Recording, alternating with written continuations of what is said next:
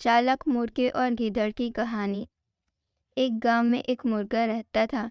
वह हर रोज सुबह बांग देकर गांव वालों को जगाया करता था। एक दिन एक गीदड़ कहीं से घूमता हुआ गांव में आ गया। जब उसने मुर्गे को देखा तो उसकी लार टपकने लगी।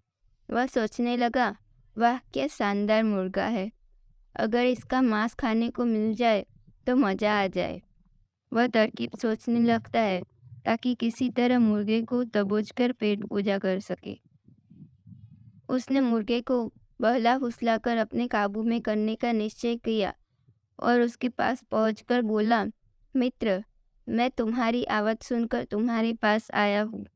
तुम्हारी आवाज़ बहुत ही सुरीली है, कानों में मिश्री घुल जाती है। मन करता है दिन भर सुनता रहूं। क्या तुम एक बार मुझे अपनी सुरीली आवाज़ सुनाओगे? मुर्गे की कभी किसी ने इतनी प्रशंसा नहीं की थी। वह गीदड़ की बात सुनकर मुर्गा खुशी से फूला नहीं समाया और उसे अपनी आवाज़ सुनाने के लिए जोर-जोर से कुकड़ू-कू करने लगा। गीदड़ इसी फिराक में था। उसने देखा कि मुर्गे का ध्यान उसकी ओर नहीं है, इसलिए अवसर पाकर उसने मुर्गे को अपने मुंह में दबा लिया और जंगल की ओर भागने लगा। जब वह जंगल की ओर भाग रहा था, उस समय गांव वालों की दृष्टि उस पर पड़ गई। वे लाठी लेकर उसे मारने के लिए दौड़े।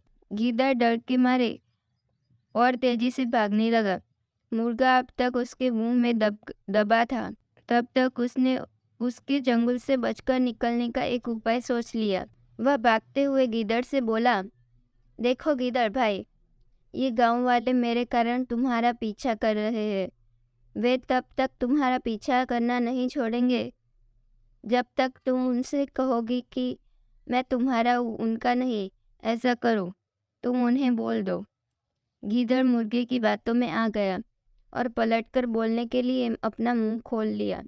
लेकिन जैसे ही उसने मुंह खोला, मुर्गा उड़ गया और गांव वालों के पास चला गया। इस तरह अपनी चतुराई से उसने अपनी जान बचाई। तो दोस्तों, ये कहानी से शिक्षा मिलती है कि संकट के समय बुद्धिमानी से काम लेना चाहिए।